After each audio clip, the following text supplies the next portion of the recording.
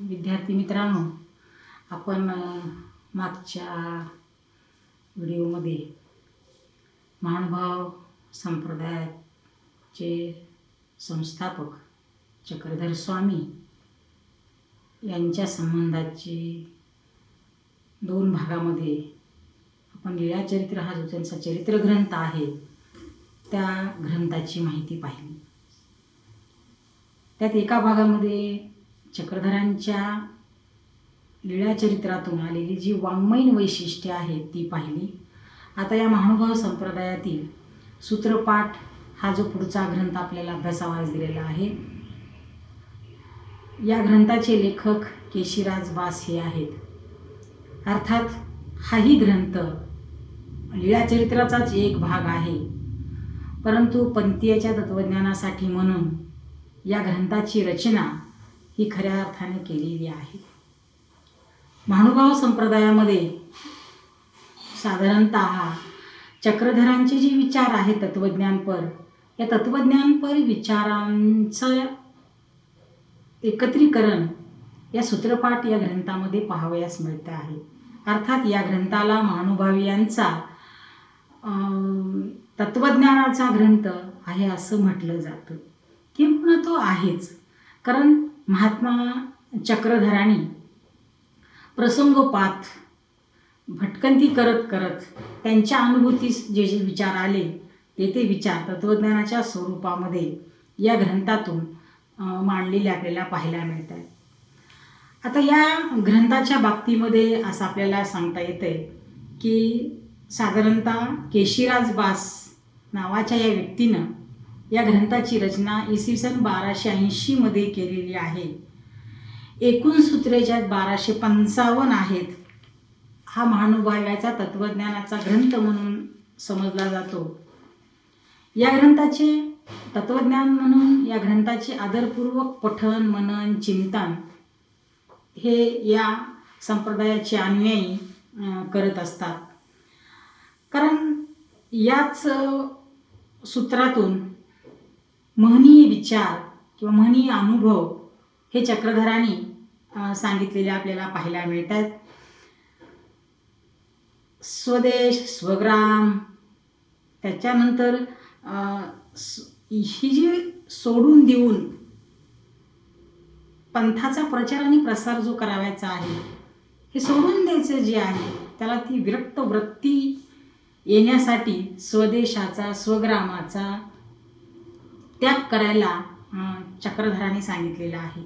कारण आपलं गाव आपलं घर आपले नातेवाईक म्हटलं की माणसाच्या मनामध्ये विकार निर्माण होत असतो, आणि तो विकार म्हणजे स्वार्थ आहे, कधी मोह आहे, कधी स्वार्थाला बळी पडतो, कधी माझा तुझा हा भाव आपोआपच उत्पन्न होत असतो मानवी प्रवृत्तीमध्ये। तर संन्याशांच्या जवळ किंवा विरक्त वृत्ती असणाऱ्या व्यक्तींच्या जवळ किंवा या महानुभाव संप्रदायामध्ये आपण असं पाहतोय की हा संन्याशी लोकांचा संप्रदाय आहे। या संप्रदायामध्ये माझा तुझा हा भाव नाही, त्यामुळे या संप्रदायामध्ये आपल्या म्हणून ज्या स्वदेश असेल स्वग्राम असेल यांचा त्याग करायला हे चक्रधरांनी सांगितलेलं आपल्याला पाहायला मिळतं आहे। आणि म्हणून खऱ्या अर्थानं जीव देवता प्रपंच आणि परमेश्वर हे जे आपण लीळाचरित्राच्या एका भागामध्ये पाहिलं होतं, महानुभाव संप्रदायाचं ज्याला आपण काय म्हणतोय सुरुवात पाहिली होती, त्याच्यामध्ये हे आपण अभ्यासलेलं होतं की त्यांचं तत्वज्ञान 4 घटकामध्ये विभागलेलं सांगता येते। अर्थात महानुभावियांचा अनुभवात्मक चिंतनात्मक स्वरूपाचा हा ग्रंथ आहे। आता हे अनुभव हे चिंतन अर्थात महात्मा चक्रधरांचं आहे असं आपल्याला सांगता येते। ते भटकंती करत करत प्रचार प्रसार करत करत समाजामध्ये लोकांच्यामध्ये मिसळत त्यांना जे प्रसंगावधानानं जी अनुभूती आली ती अनुभूती त्यांनी सूत्राच्या माध्यमातून मांडलेली आहे असं आपल्याला सांगता येते। आठवतं का बघा तुम्हाला, लीळाचरित्राच्या सुरुवातीला मी सांगितलेलं होतं की विनोदानं नागदेवाचार्य हे एका झाडावरून दुसऱ्या झाडावर जेव्हा उड्या मारत होते तेव्हा त्यांचा उल्लेख चक्रधरांनी वानरेय असं केलेला पाहायला मिळतोय. ते काय म्हणतायत बघा पंथाच्या दृष्टिकोनातून, वानरिया येथोनी निरोविले विचार शास्त्र, अर्थ ज्ञान तयाचे श्रवण मनन नीती ध्यास करावे. म्हणजे आपल्या पंथाचे इथून, म्हणजे आपण जिथून आता भटकंती करत आहोत, जिथून फिरत आहोत, समाजामध्ये लोकांच्या मध्ये मिसळत आहोत, लोकांचे आचार विचार, त्यांच्या चालीरीती, त्यांना काही गोष्टी आपण सांगत आहोत, उपदेश करत आहोत. हे करत असताना इथून आपलं काय करावं, मनन पठन चिंतन करण्यासारखं, श्रवण याचा ध्यास अशा स्वरूपाचे विचार करावेत, तरच ते पंथेच्या दृष्टिकोनातून काय आहेत, हितावह आहेत. हे चक्रधरांनी सांगितलेले विचार. आणि मग त्या समाजामध्ये चक्रधरांच्या नंतर, गोविंद प्रभूंच्या नंतर नागदेवाचार्य हे जे होते, या पंथाचे आचार्य किंवा ज्याला आपण काय म्हणतो आद्य शिष्य, या नागदेवाचार्यांनी गोविंद प्रभूंच्या अर्थात ज्याला आपण समाप्तीनंतर किंवा निधनानंतर परभणी जिल्ह्यातील पाथरी तालुक्यातील लिंबा या गावी ते आले. तेथे केशिराज बास नावाचा शिष्य त्यांना भेटला. राहण्यासच आले हे नागदेवाचार्य. आणि मग राहिल्यानंतर तिथं हा केशिराज बास नावाचा शिष्य हा संस्कृत पंडित होते, विद्वान होते, तत्वज्ञानी होते. आणि त्यांची भेट या नागदेवाचार्यांच्या सोबत झाली. आणि मग आपण असं पाहतोय दोघांच्या मध्ये ग्रंथाच्या विषयी, तत्वज्ञानांच्या विषयी वाद संवाद होऊ लागला. आणि त्यातून मग आपण पाहतोय की या ग्रंथाचं हळूहळू संकलित स्वरूपामध्ये लेखन या शिष्य संप्रदायाने केलं आपल्याला पाहायला मिळतं आहे. कारण हा ग्रंथ म्हणजे श्रेष्ठ ग्रंथ आहे असं म्हटलेलं आहे. त्याचं कारण आहे की चक्रधरांचे, या महानुभावपंथीयांचे आचार विचार, त्यांचं धारणा, त्यांची लक्षणं, अशा स्वरूपाचं एकत्रीकरण या ग्रंथामध्ये आपल्याला केलेलं पाहायला मिळतंय. आणि मग आपण पाहतोय की सूत्रपाठ हा जो ग्रंथ आहे, या ग्रंथाचं लेखन करणारे जे केशिराज बास आहेत, हे संस्कृतचे प्रगाढ अशा स्वरूपाचे गाढे अभ्यासक, पंडित, विद्वत्त म्हणून ओळखले जातात. कारण ग्रंथ स्वतंत्र उपलब्ध नाही, परंतु त्या ग्रंथाची संकलित करण्याची, त्या ग्रंथाचं लेखन करण्याचं काम मात्र, किंवा त्या सूत्रांचं लेखन करण्याचं काम या केशिराज बासांनी केलेलं आपल्याला पाहावयास मिळतो आहे. हा ग्रंथ आपल्याला कोणत्या दृष्टिकोनातून अभ्यासावायचा आहे की एक वाङ्मयाचा अभ्यास म्हणून त्या काळातल्या या ग्रंथाचा आपल्याला अभ्यास करावायचा आहे. कारण वाङ्मयीन दृष्टिकोनातून त्या काळातली भाषा असेल, त्या काळातले विचार असतील, आचार असतील, संस्कृती असेल, या सगळ्या अंगाचा आपल्याला वाङ्मयीन दृष्टिकोनातून फायदा होणार आहे असं आपल्याला इथे सांगता येते. आता गंमत अशा स्वरूपाची आहे की हा नागदेवाचार्य जेव्हा या लिंबा या गावी आले, तेव्हा हा केशिराज बास विवाहित पुरुष आहे. आणि मग दोघांची भेट झाली. आणि मग केशिराज बासांनी संसार सोडून दिला आणि या नागदेवाचार्याकडून संन्यास्त दीक्षा घेतली आणि पूर्णपणे या पंथामध्ये ते वाहून गेलेले आहेत. आणि मग आपण पाहतोय, माझा केशव शुक्रा योगी आहे, इंद्रियावर ताबा मिळवणारे, स्त्री मोहाला बळी न पडलेले, असं म्हणून त्यांचा उल्लेख या नागदेवाचार्यांनी केलेला आहे. म्हणजेच विरक्त वृत्तीनं, संन्यस्त वृत्तीनं, कशाच्या स्वरूपाची लालसा न स्वीकारता हे या पंथामध्ये कार्यास काय केले, स्वतःला वाहून घेतलेले आहेत. माझ्या केशव देया मार्गा ते राखिले किंवा, नागदेवाचार्यांनी केशव देवाला म्हटलेला आहे. म्हणजे माझा मार्ग केशिराज बासांनी आपोआप मागून काय केलेला आहे, अवलंबिला आहे किंवा त्या मार्गावर आलेले आहेत.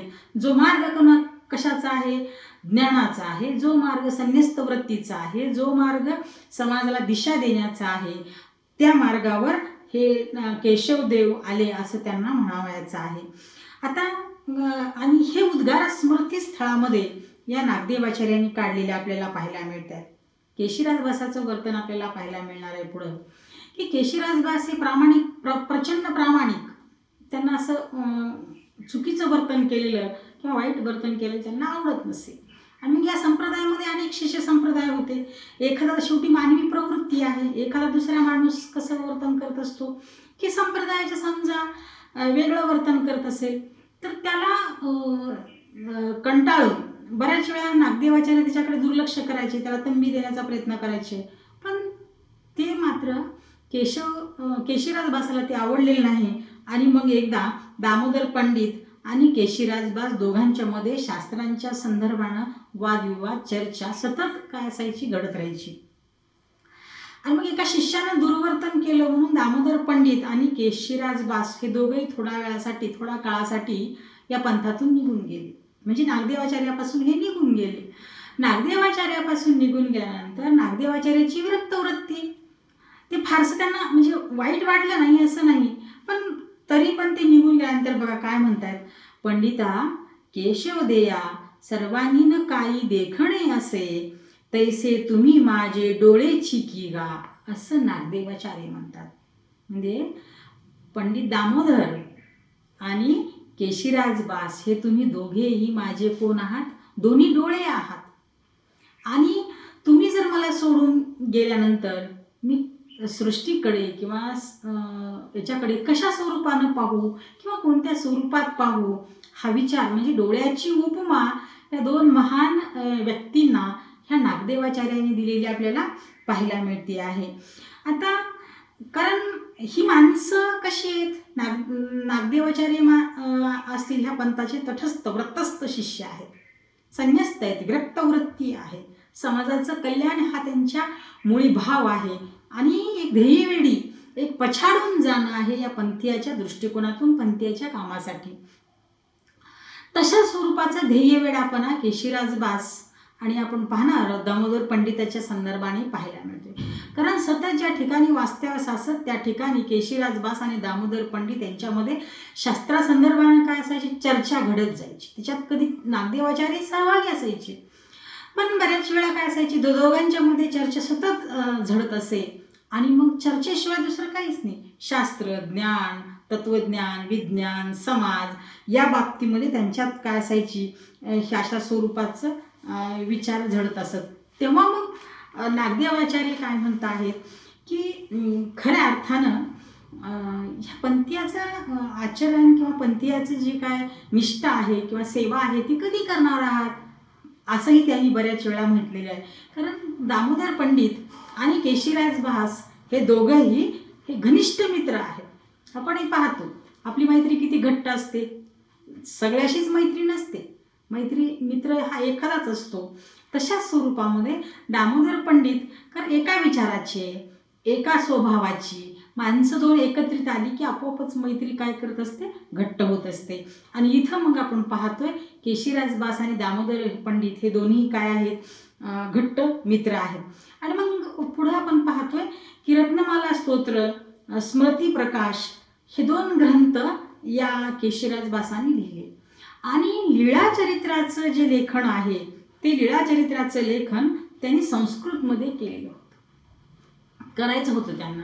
आणि मग आपण पाहतो आहोत की नागदेवाचार्याचा संस्कृतला विरोध इथंच होता. कारण नागदेवाचार्याला केशिराज भास म्हणाले की लीळाचरित्राचं संपूर्ण मी संस्कृतमध्ये काय करेल, लेखन करेल किंवा सगळंच भाषांतर करेल, असं म्हटल्यानंतर मात्र नागदेवाचार्यांनी त्यांना काय केले, थांबवलेलं आहे. आणि इथं संस्कृतच्या संदर्भाने नकार होता असं आपल्याला सांगता येते.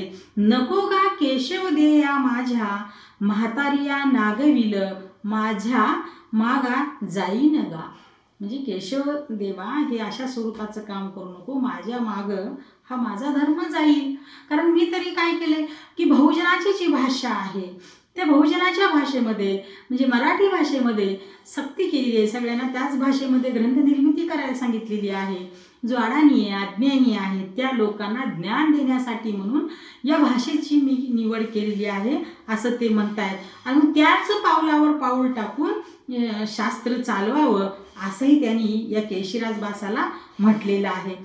आता इथं सूत्र म्हणत असताना बोलण्याच्या अर्काला त्यांनी सूत्र म्हटलेलं आहे. आणि मग त्याच्यामध्ये दोन प्रकार आहेत, एक भिक्षुक आणि वासनिक. सूत्रामध्ये त्यांनी संदर्भ दिलेला आहे, भिक्षुक एक आहे आणि वासनिक एक आहे. वासनिक म्हणजे संसार करणारे, व भक्ती करणारे, संसार करून भक्ती करणारे ते वासनिक, आणि भिक्षुक म्हणजे ते संन्यस्त आहेत, विरक्त वृत्तीचे लोक आहेत. म्हणजे चक्रधरांच्या शिष्याला, तर चक्रधरांच्या शिष्यांचे नीतिनियम हे विरक्त संन्यस्त लोकांना त्यांनी नीतिनियम सांगितलेले आहेत. कुठे राहावे, कसा विहार करावा, विहार केल्यानंतर रात्रीच्या मुक्कामाला कशा स्वरूपाची चर्चा करावी, अशा स्वरूपाचे विचार त्यांनी सांगितलेले पाहायला मिळत आहेत. आपण या ते कवनाने असी या स्थानी राहावे. बघा ते काय म्हणतायत की आपल्या शिष्याने ते सांगतायत, संन्यस्त विरक्त वृत्ती अर्थात असणाऱ्या लोकांसाठी हा संदेश आहे. तर ते म्हणतायत की आपण कुठं राहावं आणि आपण कोणत्या लोकांशी उपदेश किंवा सहवासात असावं ते सांगत आहेत. मातापुरा आणि कोल्हापुरा न वसावे. म्हणजे मातापुरा म्हणजे माहूरगड आणि कोल्हापूरला ते काय करायचं नाही, थांबायचं नाही किंवा राहायचं नाही. ते स्वाभिमानी लोक राहतात, साधकाशी विघ्ने करीताती. तिथं स्वाभिमानी लोक राहतात आणि साधकाशी विघ्न करतील म्हणून तिथं राहायचं नाही. तिथं कारण असं आहे की महानुभाव संप्रदाय संन्यस्त लोकांचा संप्रदाय आहे आणि मग ही दोन्ही ठिकाणं देवीची ठिकाणं आहेत म्हणून तिथं देवता यांना अमान्य आहेत. सौंदर्य प्राप्त करतात, मनशांती देतात किंवा विकार उत्पन्न करतात म्हणून त्यांच्या जवळून काय करायचे, दूर राहायचे सांगतायत. कानड देशा तेलंग देशा वसावे, कर्नाटक आंध्रात न जावावे. म्हणजे कर्नाटक आणि आंध्रामध्ये न जायचे, महाराष्ट्रामध्ये नदी किनारी काय करायचे, वास्तव्य करायचं आहे असंही ते म्हणतायत. कारण कानड देशा किंवा आंध्रामध्ये लोक विषयासक्त आहेत किंवा विषयाला बळी पडलेले लोक आहेत असं त्यांचं त्या काळातलं हे आहे, विधान आहे. महाराष्ट्रीया वसावे, गंगा तटी असावे, गडी शिडी हाळिया पाळी या ठिकाणी वास्तव्यास छोट्या छोट्या गावामध्ये असावं असं ते म्हटलेलं आहे. कुठल्याच आपण पाहिजे आचार धर्मामध्ये फळलेल्या फुललेल्या वृक्षाखाली बसावयाचं नाही, कारण साधकाच्या मनामध्ये भाव उत्पन्न होतो आणि तो अधोगतीस जातो म्हणून फळलेल्या फुललेल्या वृक्षाखाली थांबावयाचं नाही. एका गावामध्ये गेल्यानंतर गावाच्या एका कडेकडून जायचं आहे आणि दुसऱ्या कडेकडून बाहेर निघावायचं आहे. एका कडेकडून जात असताना सलग 5 घरी भिक्षा मागायची आहे. हेही आपण पाहिलंय. ज्या घराला तोरण बांधलेलं आहे, ज्या घरामध्ये गोडधोड अन्नाचा वास येतोय, नैवेद्याचा येतोय, अशा घरी मात्र भिक्षा हे करायची नाही, मागायची नाही. भोगस्थानी न बसावे, झाड फळ फुललेल्या ठिकाणी शक्यतो काय करायचं, टाळावायचं आहे. घर निवडून भिक्षा मागावायची नाही. जी भिक्षा सलग 5 घरी घेतलेली आहे ती भिक्षा घेतलेलं अन्न हे कशाही स्वरूपाचं ते एकत्रित कालवायचं आहे. ते नदी किनारी जायचं, एका दगडावर निर्जन स्थळी जाऊन ते अन्न न म्हणजे चव घेता ते अन्न फक्त कशासाठी खायचं, शरीरासाठी खायचं आहे, इंद्रियासाठी नाही असंही ते काय करतायत, म्हणतायत. भिक्षा म्हणजे ते काय आहे, पारधी की गा राज्य शिकार आहे. म्हणजे ती एक पारधी आजची शिकारच आहे असंही त्यांनी त्या भिक्षेच्या अन्नाला म्हटलेलं आहे. ते पवित्र अन्न आहे. घे जे येरू येरो करोनी शरीर आहा द्यावा, म्हणजे शरीराचा अग्नी विझवावा एवढेच ते काय करतायत, म्हणतायत. वस्त्र, आता 2 मीटर 4 मीटर वस्त्र एखाद्या भक्ताला काय करायचे, मागायचं आहे. त्यांना जसं वस्त्र देईल तसं वस्त्र ते काय करावायचं आहे, परिधान करावायचं आहे असंही ते म्हणतायत. स्वबंधू स्वदेश संबंधू त्याज्य, स्वतःचे नातेवाईक, स्वतःचं गाव, स्वतःचे आप्तेवाईक यांचा काय करायचं, त्याग करायचा आहे. त्यांच्यापासून दूर देशी जावयाचं आहे असंही ते काय करतायत, इथं सांगितलेलं पाहावयास मिळतं आहे. आता खऱ्या अर्थानं आपलं शरीर इतकं विरक्त व्हावं की मातीवर पडल्यानंतर सुद्धा ती माती शरीराला लागू नये, म्हणजे इतकी हळकुळी प्रकृती असावी, कशाचाही मोह हा असता कामा नये असंही ते काय करतायत, इथे संदर्भ देत आहेत. आता हा आपल्या पंथाचा विचार क्रांतिकारक विचार आहे आणि मग तुम्हाला कुणी जर मारावयास आलं किंवा क्रांतीचा विचार आहे म्हणून डोकी कुणी फोडण्याचा प्रयत्न केला किंवा विचार नाकारण्याचा प्रयत्न केला तर त्याच्या संग तुम्ही वाद किंवा काय करू नका, विरोध करू नका असंही ते काय करतायत. तुम्हा मारिता पूजिता समानेची होवावे घ्या. तुम्हाला मारणारा आणि पूजणारा दोन्ही तुम्ही कुणा संन्यस्त आहात, विरक्त आहात, आणि समानच असलं पाहिजे संन्याशाला. माझा तुझा हा भाव नको आहे. त्याला पूजणारा म्हणजे श्रेष्ठ आणि मारणारा म्हणजे कनिष्ठ हा भाव देखील त्यांच्या दृष्टिकोनातून नको आहे, असं ते काय करतायत म्हणतात. म्हणजे इतकी विरक्त वृत्ती आपल्या अंगी आली पाहिजे, हा विचार महानुभाव संप्रदायिकांच्या या संन्याशांना दिलेला पाहायला मिळतो आहे. नावडता नावडता शेवी ती आपोआप आवडते. म्हणजे व्यसन हे असं आहे की न आवडता आवडताच घेतो आपण, एक दिवस त्याच्या आहारी जातो. कुठल्याही गोष्टीच्या आहारी जायचं नाही, व्यसनाच्या आहारी जायचं नाही. व्यसनापासून सावधानता सांगितलेली आहे. आपण पाहतोय एकच पहिला नाटक, कारण सुधाकर आणि शिंदू खूप खूप चांगलं कुटुंब असते, पण एका दारूच्या पेल्यामध्ये मित्राने दिला म्हणून सुरुवातीला सेवन केला जातोय आणि हळूहळू त्या कुटुंबाची कशी वाताहत होते त्याचं उत्तम उदाहरण साहित्यिकांनी लिहून ठेवलेलंच आहे एकच प्याल्यामध्ये. तसं आपण पाहतो आहोत की इथं व्यसनापासून आपण सावध राहायचं आहे, व्यसन करायचं नाही, असंही ते काय करतायत. विकार आहे ते व्यसन, असंही त्यांनी सांगितलेलं आहे. तर तुम्ही ते या संन्याशाला सांगतात की तुम्ही त्या व्यसनापासून काय केलं पाहिजे, दूर राहिलं पाहिजे, असंही ते काय करतायत म्हणतायत.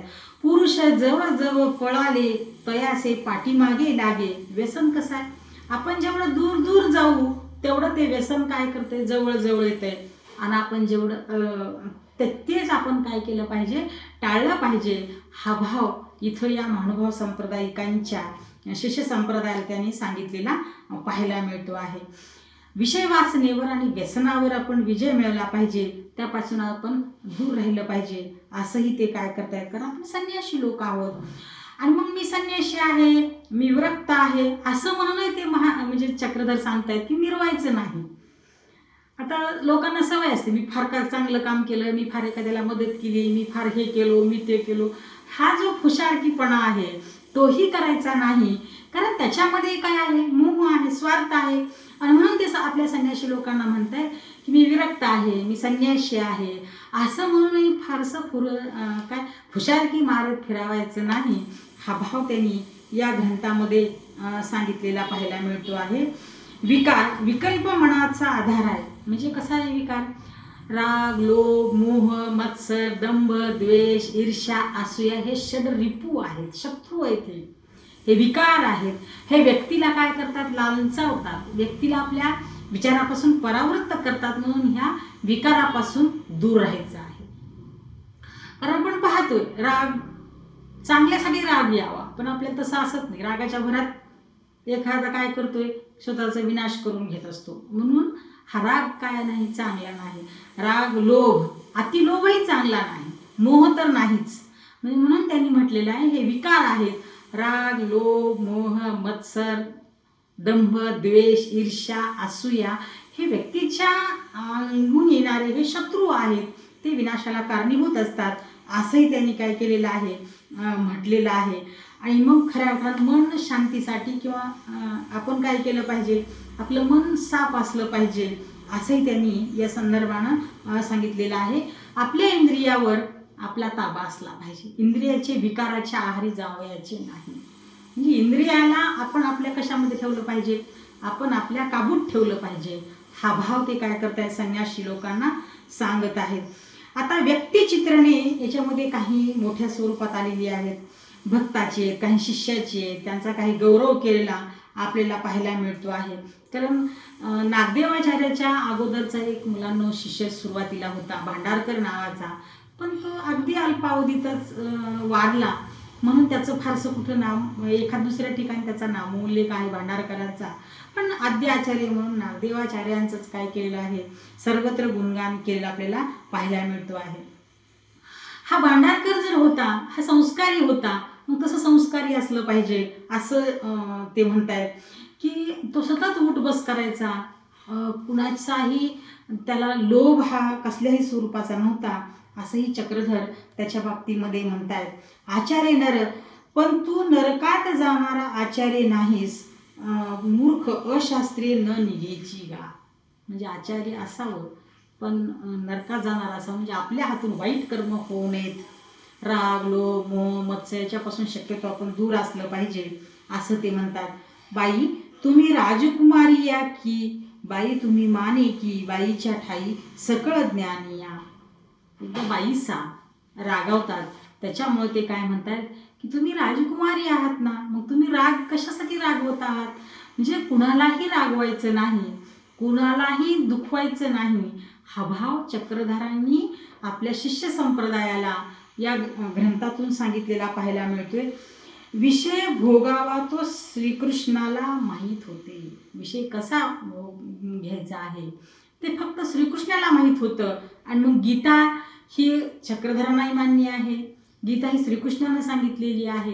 परंतु भागवत हे जे आहे, भागवत व्यासाने लिहिलेलं आहे, म्हणजे महाभारत हे व्यासाने लिहिलेलं आहे असंही ते काय करताय सांगत आहेत. मात्र गीता ही खऱ्या अर्थानं श्रीकृष्णानं सांगितलेली आहे, असाही भाव त्यांनी इथं आपल्याला पाहायला मिळतो आहे. चक्रधारी स्वतःविषयीची वेगवेगळी विधानं केलेली आहेत. त्रेतायुगात सीता, द्वापार युगात कृष्ण आणि कलियुगात स्वतःचा उल्लेख मी सुंदर आहे, मी द्वैती आहे, तत्वज्ञानी आहे, असं ते काय करतायत सांगितलेलं आपल्याला वचन त्यांची पाहायला मिळत आहेत.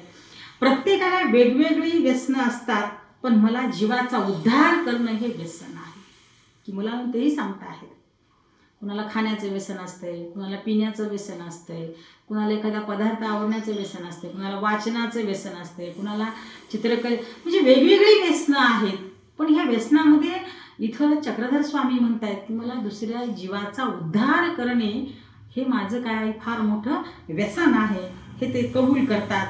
आणि मग मी निर्माण केलेलं शास्त्र कुणालाही कळू शकत नाही.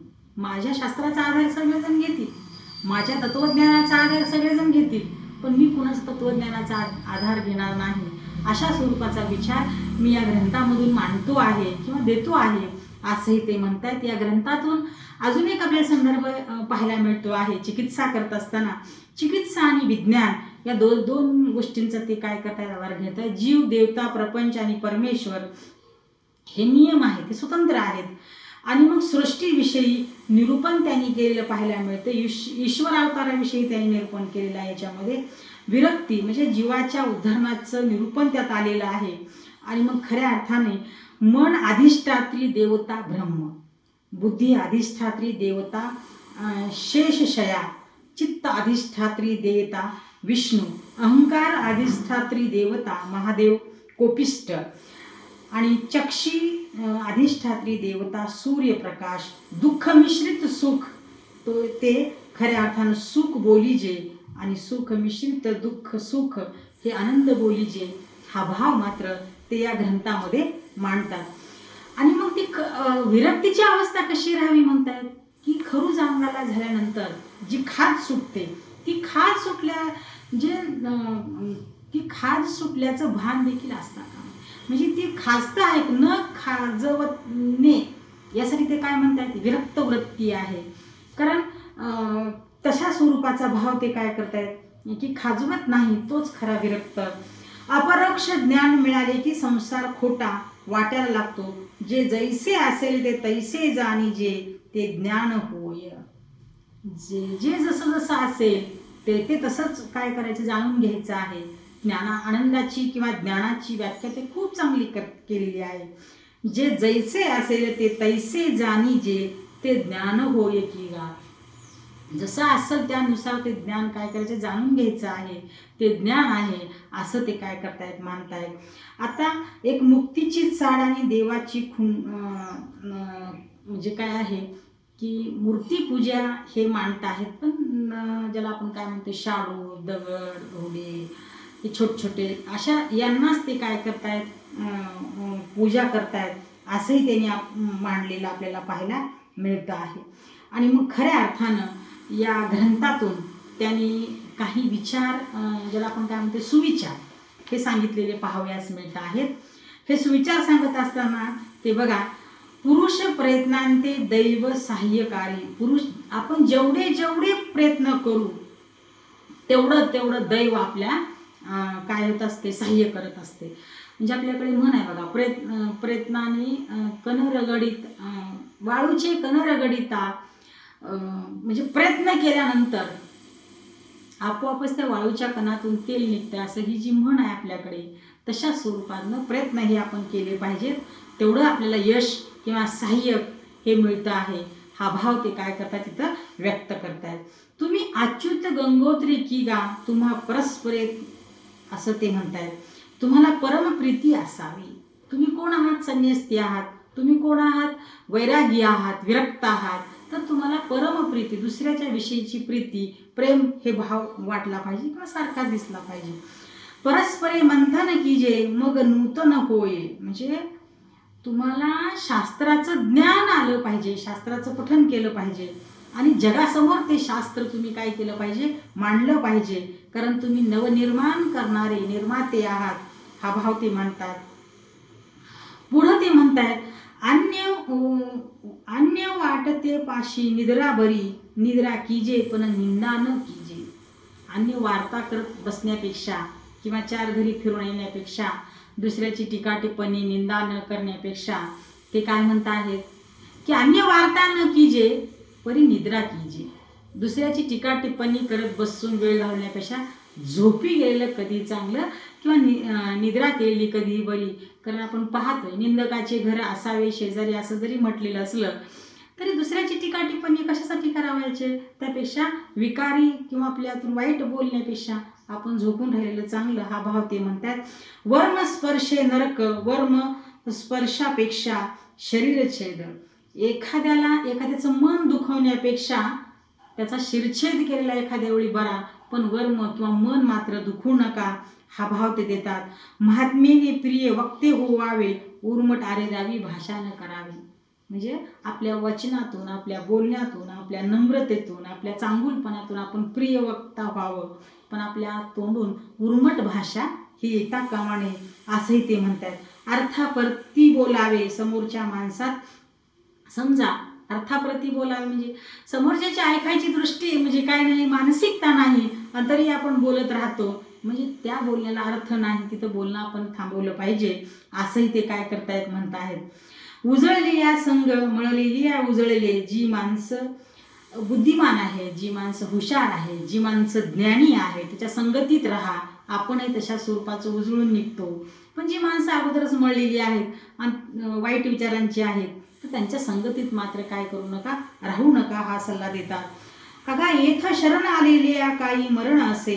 म्हणजे शरणागती एखाद्यानं जर आपण पाहिलं चक्रधरांच्या त्या हरणाच्या संदर्भाने लिळेमध्ये, की पारद्याचा जो ससा आलेला होता, त्या ससाला अभय दिलेलं पाहायला मिळते. म्हणजे शरण आलेल्या प्रत्येकाला आपण काय केलं पाहिजे? जीवदान दिलं पाहिजे, अभय दिलं पाहिजे, त्याला मारलं ना पाहिजे, हा एक भाव ते काय करतायत आपल्या याच्यातून सांगत आहेत. ओखटे करिता साता करणा, गोमटे न करे. कुणाचं चांगलं करू नका, पण कुणाच्या वाईट म्हणजे चांगलं करता येत नसेल तर करू नका, पण वाईट मात्र करायला जाऊ नका, हा भाव चक्रधर सांगतात. हृदय शून्य धर्मी अधिकार नाही.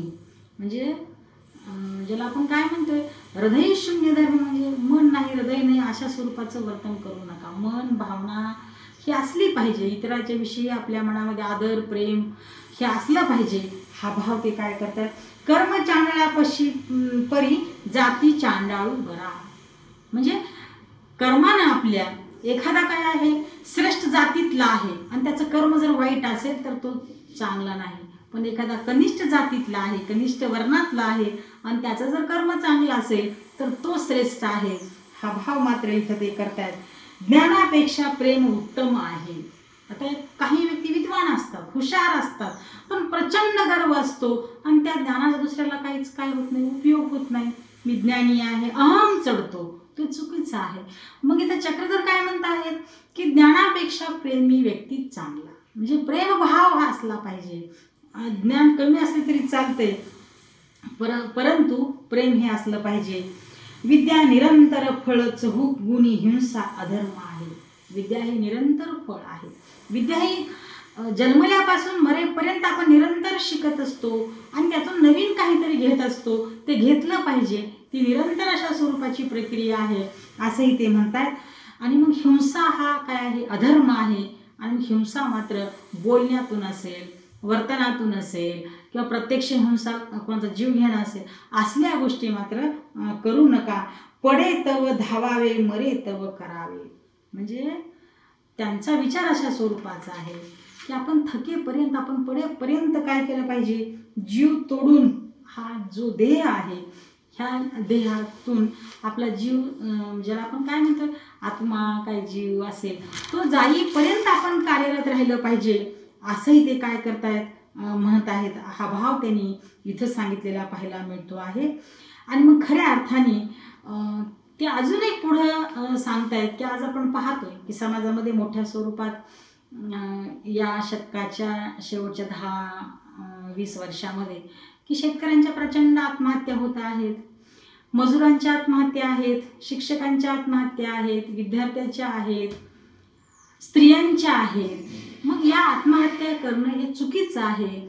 हा भावही ते काय करतायत, आत्मघात कियाशी कवनी हात नाही, आत्महत्या करू नका, तसा विचारही स्पर्शू येऊ देऊ नका, असंही ते सूत्राच्या माध्यमातून काय करतायत, ज्ञान देत आहेत. ज्ञानव्रत तो सर्वत्र पूजिते. ज्ञानी माणसाची सर्वच लोक पूजा करतायत. ज्ञान आल्यानंतर त्या ज्ञानाचा आपण काय केलं पाहिजे की नीट वापर केला पाहिजे आणि इतरांप्रती त्याचा उपयोग होईल का, अशा स्वरूपाचा विचार आपण आपल्या संसारिक जीवनामध्ये लोकांना दिला पाहिजे. हा भाव मात्र ते या सूत्राच्या माध्यमातून सांगतायत. आणि मग खऱ्या अर्थानं सूत्रपाठ हा जो ग्रंथ आहे, सूत्रपाठ हा ग्रंथ महानुभावियांचा, हा तत्वज्ञान सांगणारा ग्रंथ आहे, असं आपल्याला या संदर्भानं काय करता येते, सांगता येते.